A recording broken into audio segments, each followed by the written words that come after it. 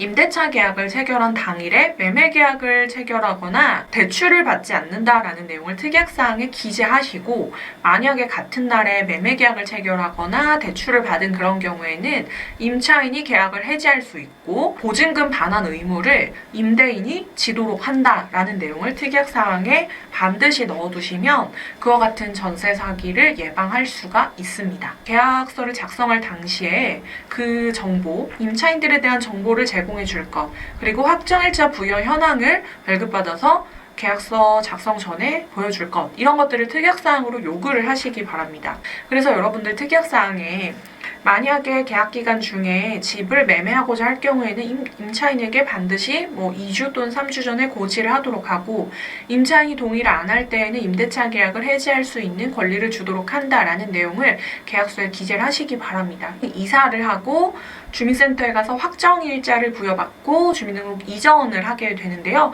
이 절차를 굉장히 늦게 하시는 경우가 있습니다. 이거는 계약 당일에 반드시 3개 다 해두시는 게 좋고요. 임차인 되셨으면 그 다음날에 등기부등본을 한 번 더 떼봐서 오늘은 전세계약 특약사항에 넣으면 좋은 내용을 한번 말씀드려보도록 하겠습니다.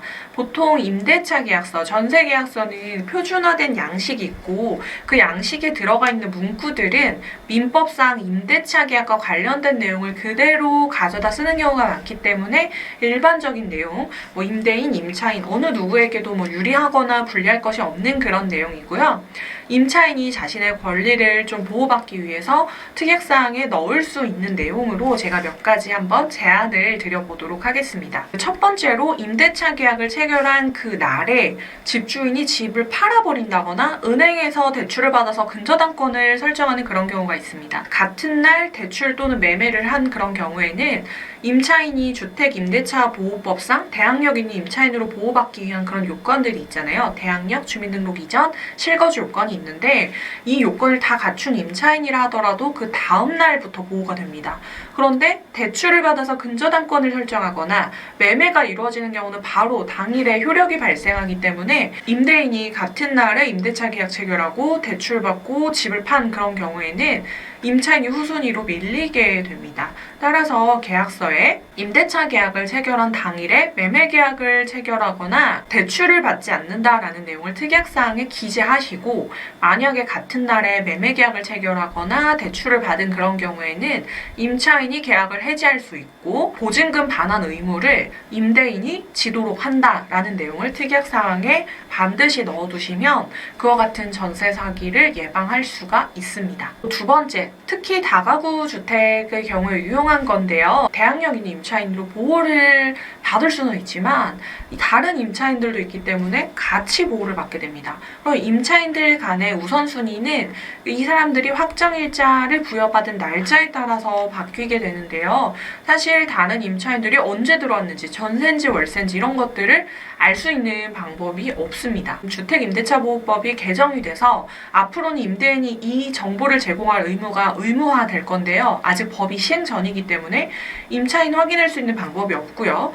공인중개사가 이것을 확인해서 설명할 의무가 있지만 공인중개사 역시 설명을 안 하는 경우도 있고, 혹은 임대인이 협조를 안 하는 경우에는 중개사도 알 방법이 없습니다.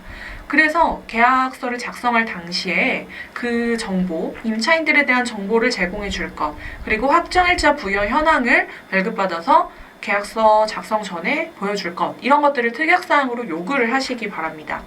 물론 임대인들이 이거를 거절을 하거나 협조를 안 해줄 수도 있는데요. 사실 임대인 이런 것도 협조를 안 해준다는 거는 다른 전세인들이 많거나 위험한 물건이어서 그럴 확률이 높거든요.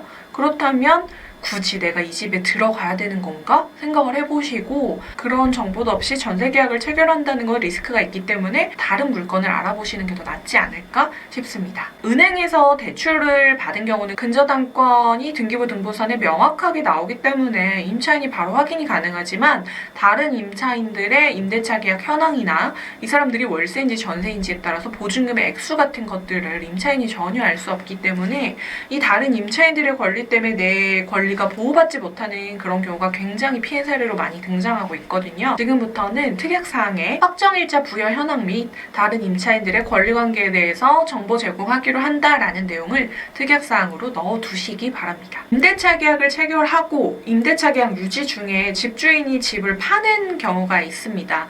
이런 경우에는 집주인이 바뀌는 거를 임차인 입장에서 알 방법이 없고요. 만약에 임차인한테 고지를 안 하고 집을 팔았다라고 한다면 임차인은 기존의 임대인한테 돈을 달라고 할 수가 없고 새로운 집주인에게만 돈을 달라고 청구할 수가 있는데, 요즘에는 명의만 빌려서 노숙자한테 집을 그냥 팔아버리는 그런 경우도 있거든요. 그렇게 되면은 이 사람이 자력이 없기 때문에 임차인이 피해를 입게 되는 그런 사례가 발생하고 있습니다. 그래서 여러분들 특약사항에 만약에 계약기간 중에 집을 매매하고자 할 경우에는 임차인에게 반드시 2주 또는 3주 전에 고지를 하도록 하고, 임차인이 동의를 안 할 때에는 임대차 계약을 해지할 수 있는 권리를 주도록 한다라는 내용을 계약서에 기재를 하시기 바랍니다. 이 권리가 물론 민법상 보호가 되어 있는 권리이긴 한데 집주인이 바뀌는 걸 임차인이 알 수 있는 방법이 없기 때문에 임차인이 모르는 사이에 집주인이 바뀌게 되는 경우가 있거든요. 그래서 미리 고지를 해달라는 거를 특약사항에 넣어두시는 겁니다. 집주인이 갑자기 바뀌는 걸 미연에 방지할 수 있고 계약 해지를 할 수 있는 그런 권리를 명시해 두시고요. 만약에 이걸 임대인이 위반했을 경우에는 임대인도 보증금 반환 의무에 대해서 같이 책임을 진다는 문구를 추가적으로 넣어두시면 임대인이 굳이 본인이 그런 위험부담을 하면서 집을 매매할 이유가 없기 때문에 훨씬 더 효과적인 특약사항이 될 수 있을 겁니다. 네, 이렇게 해서 계약서 작성이 끝납니다. 계약서 작성을 한 다음에 여러분들은 이사를 하고 주민센터에 가서 확정일자를 부여받고 주민등록 이전을 하게 되는데요. 이 절차를 굉장히 늦게 하시는 경우가 있습니다. 그런데 이거 3개를 모두 다 한 그 마지막 날을 기준으로 해서 대항력이 있는 임차인이 되는 거기 때문에 이 셋 중에 하나만 나중에 하거나 하지 않으면 보호 대상이 안 됩니다.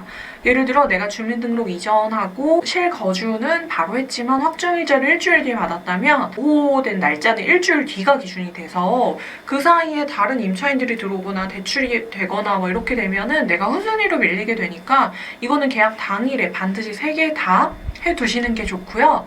그리고 계약을 하고 임차인 되셨으면 그 다음날에 등기부등본을 한 번 더 떼봐서 소유권이나 혹은 대출받은 거 없는지, 권리 변동 내역 없는지 확인을 한 번 더 하시고요. 그리고 이제 임차인이 됐기 때문에 확정일자 부여 현황을 확인하실 수가 있잖아요.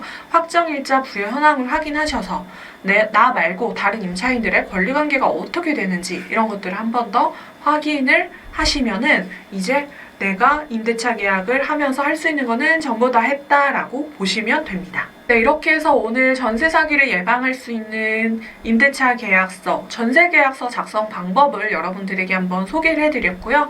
이렇게 말씀을 드려도 잘 모르겠다, 혹은 나의 경우는 좀 다른 것 같다 이런 생각이 드시는 분들은 반드시 변호사를 통해서 1:1 상담을 받아보시는 게 좋습니다.